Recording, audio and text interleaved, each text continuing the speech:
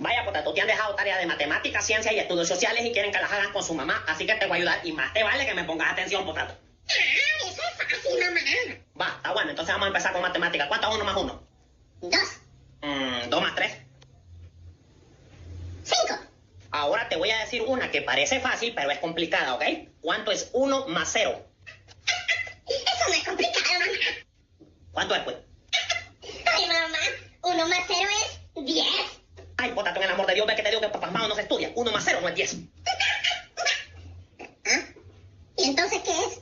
Ay, Potato, 1 más 0. 10. La gran puchica con vos. Potato, el 0 no vale nada. Ajá.